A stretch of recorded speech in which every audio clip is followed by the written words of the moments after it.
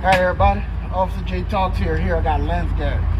Mr. Lance, I've been knowing you for a minute now. Oh yeah. It's probably going on 2 decades between the both of us in law enforcement. If you use to add up all our combinations, we can get to the law enforcement part. Right now, tell people where they can find you at. What you doing now? I sell cars at a community Honda off of 3rd Street in Lafayette. Alright. Any special deals you got for people in the special cars? We have the lowest car prices in Louisiana. Alright. What about people with bad credit? You know we got a lot of them around here. Yeah, co-signing some money down, man. Co-signing some money down, man. Cause look, I remember when I bought my first car, it took me about 10 hours. I was sitting in there. They're like, oh yeah, any minute now. Sat in that damn office for about 10 hours. I got there. I want to say I got there right around open, right around closed whenever they finally got me out of there. They finally got me approved. They're like, yeah, man, all these things saying no. And I was like, should I dip out? They're like, nah, just hang tight. So, anywho, you time medicated fair share it off. Ooh. Can you talk about that? I sure can. Besides the sheriff's office, would you recommend corrections to anybody? Negative. No matter the office? No. No matter what office you're in, it's a depressing job. You forgot about. You talk to. Oh yeah, you talk to like shit between staff and inmates. Sometimes you get more respect from the inmates than you do your staff. Oh man. Yeah. There gotta be some good times though. Oh, we had good times with previous wardens. Right. You know, we had 2 good wardens, Laura Bro and Jody Tebow. Not gonna mention the current one name, but yeah, we don't have to mention that. Just like, you know, she just brought bad energy with it, and I wasn't with it. And it is what it is. Well, what's a daily I guess, you know, work day as a correction officer? For the people that don't know, you know, thinking about getting into it, and just kind of, you know, some people use like law enforcement, special corrections, kind of like how they use the military. You know, they'll get into it, see if they can learn some skills, because it's a job you can get into right out of high school, make a decent amount of money. Yeah. So, what would you say a daily life is? So if you work days or nights, as soon as you get there in the morning, you know, you do your shift change, count your cups. First thing you do, you pass your child, you make your rounds, and you get your day started with court. And when the people come in, you get them booked in, and pretty much it. You got to deal with the bull, you know. Now, did you find that you learned some valuable skills while you was working in corrections that transferred to the car industry? I'm good with talking to people. Yeah. I'm pretty sure working in corrections, you got to talk to people. Yeah, now you said that working in the jail kind of help you learn how to talk to people. It do. I mean, you got to know how to talk to people from the time that they erratic to food on time. You got to know how to talk to people. Right. You ever had to sell a car to somebody you dealt with in the jail yet? Not yet, but I've seen many people. Like 2 days ago, I met 3 people who pulled up in one truck, all from Church Point, who was in jail at one time because oh, shit, Church Point. Yeah. They actually try to buy something, or they was just looking for parts. Yeah, man. Now, man, when I first got into law enforcement, I was thinking about the jail. But Miss Laura, she was happy. She was gonna get me on too. And that's whenever probably made their call. Not only was I thinking about getting on, I was pretty much hired. I had to start dating everything with the jail. And they fed me that line that, oh, you know, you come here, you come for like 6 months to sit in the jail, and we're gonna put you on the road. I can't do my little day in the jail while I sat in the patrol booth. And he was like, what they told you? I said, they told me like 6 months. They said you'll be on the road. He's like, man, I've been waiting for 2 years. How you gonna just jump? How you just gonna leapfrog over me?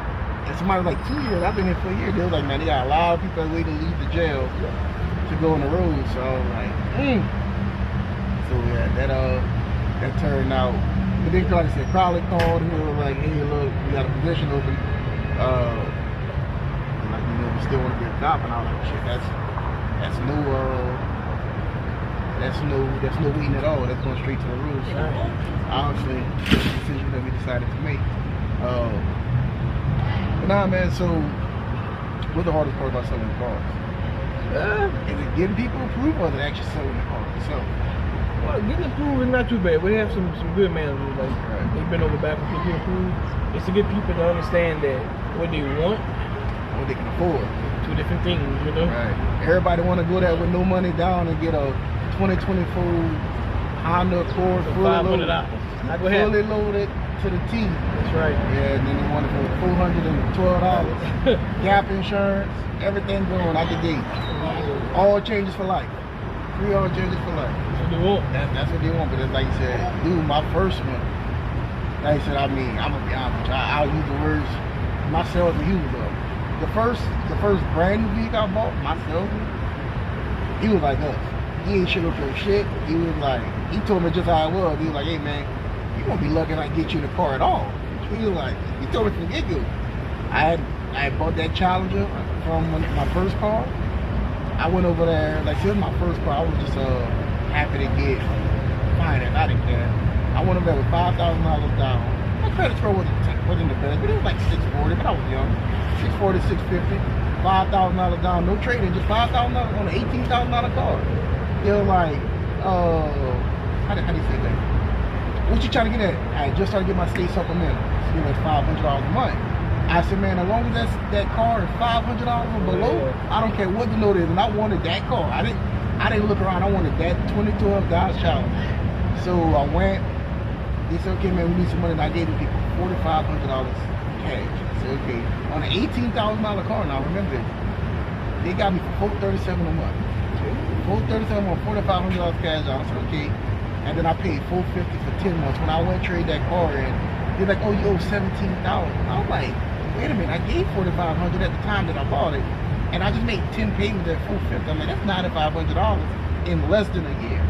How are you telling me I only paid $1,000 over the principal? So, but the guy that sold me my truck, he actually, I bought some rims from him. That's how I met him. I bought some rims for that Challenger. He had told me within like a week, he's like, hey man, where you bought that car from? So I told him. He's like, if you don't mind me asking, he's like, how much you paid for it? And I said, like $18,995 or whatever. And he was like, it's a V6. I was like, yeah, it's a V6. He said, no, I work for Katie and the Dodge. He's like, if you don't mind a V6, he said, bro, I'm gonna be honest with you. He said, you put $4,500 off to that. He said, bro, $4,500 cash down? He said, I can put you in a brand new vehicle. He said, if you don't care about a V6, he said, I can put you in at the time of 2016. He's like, I can put you in a 2016 Dodge Charger, 0 miles. It could be a V6. He said, but you already got a V6. He said, you got, I said, man, look, I already got the car. I'm not going to do all that. In hindsight, that would have been the smart decision. That would have been the smart decision. But, like I said, I went. So, 10 months when I said, okay, I don't want this V6 Challenger anymore. I wanted a truck. I bought a 2017 Ram, brand new. It was like, man, your car worth 12 grand. I wasn't going there for a Ram. I was going there for a Grand Cherokee. It was like, your car was 12 grand, you owe 17. You got $5,000 negative equity. It was like, you ain't got no money to put down. The other thing, I went over there, I was like, hey, look, I just want to give you the car and come out with something else. Right. And it was like, we could probably make it happen, but it ain't going to be in the Grand Cherokee. The funny thing was, the vehicle they ended up getting was actually around the same price. It was a 2017 Ram, but this is pre-COVID, so that rebates out the ass back then. So they was like, man, look, this truck is set for $45,000. They got a $12,000 rebate. About 10 to 12, whatever it was. I'm over negative, I was $5,000 negative equity. He said, plus you got your little law enforcement thing. It's like, so you got to get this car.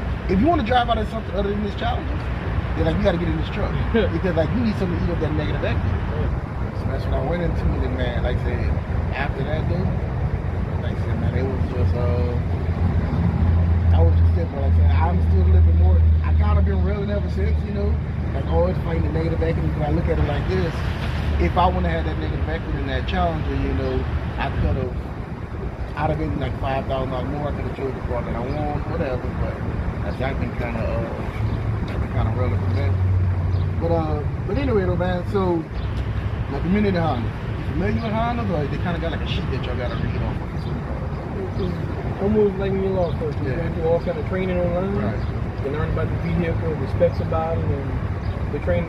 We have, just last week, we had boot camp. Every morning you get there at 9 o'clock. You go upstairs, you talk to the GM, and go over the cars and how to sell better. Right.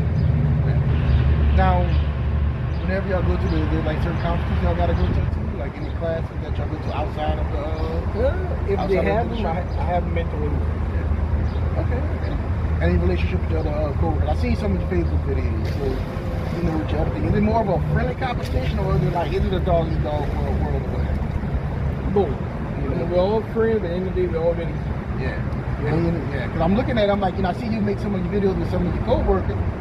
Like, I mean, it's your video and they kind of featured in it, but at the same time, it's like, do y'all want to help each other out, or is it like, you know, I'm getting in the day, we all people, you know, we all got bills to pay, so we want to eat, but we want to make sure everybody eats, you know. But at the end of the day, it's like, I'm not gonna lose the sale for you to get it sale, but is in the car business, especially where you work at, is there enough to go around? There's enough to go around. You know, like I said, now everybody want to have their pocket thing. You know, you have that one person that want to be like, I want to sell 100 cars a month. I don't care if they sell 2, but I want my 100. You know, that's me. That's me. Yeah. That same salesman I bought my vehicle, man. When I went to buy my second vehicle for my wife, I guess they have a system. Like once you link with a salesman, that's your salesman. No matter how far it is down the line. So I just seen a vehicle online, I inquired about it. And they were like, well, no, I inquired about it, but the online person called me. And then they called me in to go see the vehicle. I went to see it. And then my boy, his name is Juan. So Juan come up, he was like, what you doing there? Like, something wrong with your truck? I said, no, I'm here to buy another vehicle, a Jeep for my wife. And he was like, well, how long you been there? I said, I've been here for like 2 hours. He was like, well, who's the salesman? And I told him, he was like, he said, hold on, I'll be right back. So he goes, he talks, whatever they talk about, and then he comes back. He's like, man, come sit in my office. I said, well, I thought it was Chris. I thought Chris. He's like, his exact words. He said, and that bitch knows. He said, that bitch know I was your person. He's like, the moment your name popped up in that system, it had my name linked to it. And he said, the honor system, they know that you my person. He's like, they should have called me. He's like, yeah, they seen it or whatever. But the moment that they seen that you bought a car with previously, and I was selling it, it was a good thing for me. So I didn't know that. I get busted it, but I didn't know once you bought a car with a particular salesman, that was pretty much it. Yeah, it's linked to your name. You know, that's your good to get fired. That's pretty much what it was.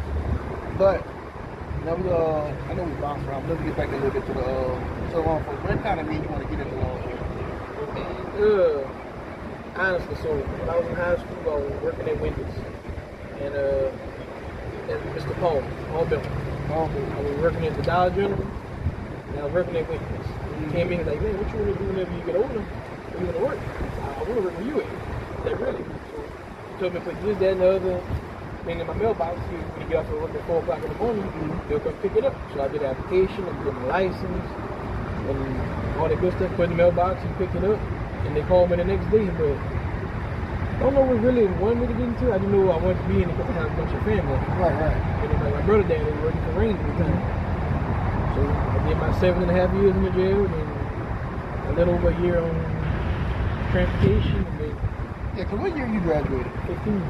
15? Alright. See, but you went straight out of high school. See, I graduated in 11, but I went in 15.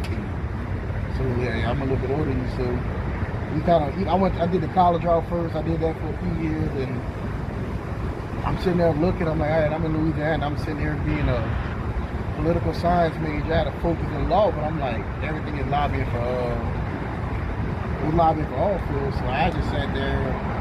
I had tried to join the military. So we had profile for what we was talking about. Like I said, when I had tried to join the military, the military part they said they had a tattoo policy. And the tattoo policy was, if you couldn't cover the tattoo, the palm of your hand, then they wouldn't take you. So I had already tried joining the military twice at that point. And when I said, okay, the first time I got out of it myself, I was fresh out of high school. Second time they pretty much would take me because of my tattoo. I was like, you know, I've been trying to join it 2 times. Maybe that's God telling me that I shouldn't be in the military. So, but like I said, I was 6 years into McDonald's at the time, so I was like, you know what? I know I don't want to be here. I said, I got some college. I said, I know I kind of want to deal with people. So I said, well, let me give law enforcement a shot. Law enforcement turned out to be something I was good at. A little bit of talking to people, a little bit of de-escalating situations. It's kind of on the same thing as like fast food, dealing with people that don't really want to talk to you all the time, but you got to solve problems. But not like we was talking earlier about the jail and all that. And like I said, now most jobs, like I said, you know, they're gonna have bad bosses or bad administration. Like I said, I mean, I've had that in McDonald's. I've had that in law enforcement. My first agency, I pretty much had to leave. My second agency I went to, it was good, but the money wasn't there, so I had to move around. And then when I got to my third agency was, the money was good, but the administration was horrible. And when things started to go awry, I didn't have to leave, but I'm like, look, I already been through so much with my first agency. I said, I just don't have the time and the want to deal with this again for the third time. I'm like, I said, I'm gonna leave before I get out of here to the point. And that's when I went back to my second agency. And then it became my fourth agency. We're gonna look at it, but I'm only working 3 agencies. Like I said, we found some money, you know, but at the time I found some more opportunities to make money outside of it. That's one of the things about law enforcement, you know, we have these, it's like the best way to feel, like you start making connection with people, then you have security and all these things pop up, you know, your security rate is like $40, $45 an hour, you know, stuff like that. But now when we're talking about the jail, now you're saying that a good day in the jail, like what would be a good day? Good day is if you're working days or nights and nobody come to jail, meaning nobody was brought in by another agency or nobody's buying it out. You got the whole day to mess around and watch TV. We even sung in the patrol room and we had fun. But those times weren't many of those days, but if you had them, you appreciate them. You know? Yeah, most definitely. And like that's with any job. Now with the corrections, though, straight out of high school, would you recommend it to somebody that's kind of like, they don't exactly know what they want to do, but they need to make some money until they can find what they want to do? Yeah. Just don't get stuck and lost in there like I did. 7.5 years is a long time. And the problem is, like I said, it's not the best, it's not the highest paying, but it's decent paying. Right. So you can get in there fresh out of high school, you know, going from making $10 to $11 an hour. Make all the overtime you making $19, $20 an hour base pay. Now they're talking about, oh look, we got overtime, so now your overtime rate's $30 an hour. Right. And you're already working 12-hour shifts, like you said. It's hard to get trapped in that situation. Right. You can be 7 to 10 years in, and you're like, shit, I don't want to do this. But you like, I came in at 18 because you said you were, you went in at 18, right? 18 and left at 27. Back at 18, you like, besides, you got windows and law enforcement, you know. So right. That's the kind of like how I was. I tell people like, hey, look, I can run a restaurant and I can be a cop. You know, I mean, I can do bar stuff, nothing official, but stuff that I've done on the side of my own. But you know, I was working for McDonald's from 16 till whatever age it was I left. Went into law enforcement. Whenever I got out for like a year, went back to McDonald's, run a couple of restaurants up there in Baton Rouge, and then after that, went right back into law enforcement. So as far as like job distance, it was like, it's McDonald's or bus. So law enforcement or bus. But no, so back in the community Honda too. Like I said, we're gonna keep bouncing around. Any cars in particular that you find is good for family members? Single people, family members? If you're looking for a single family, I would say in a car. Honda Accord, reliable, big gas mileage, and they don't break. Right. If you're a family, Honda Pilot or Honda Odyssey. Right. And y'all got any special deals going on to get somebody to your dealership? Not really a special deal, but we do have the cheapest Hondas in the state of Louisiana in the dealership. We beat their prices. Okay. They kind of be like a Walmart, like a match price. If y'all find a Honda dealership that got a better price, we'll match it. We'll beat it. You'll beat it. Oh yeah. Oh, you'll definitely beat it. We'll beat it. Yeah. And like I was saying earlier, I know it's Mother's Day, so we're gonna cut it short. But what you want to tell people how to find you? You can find me on Facebook, Lance Garrick, or come see me at the biggest blue shirt community Honda, or you can call or text me 337-306-0215 anytime. All right then, Lance. Thank you, sir.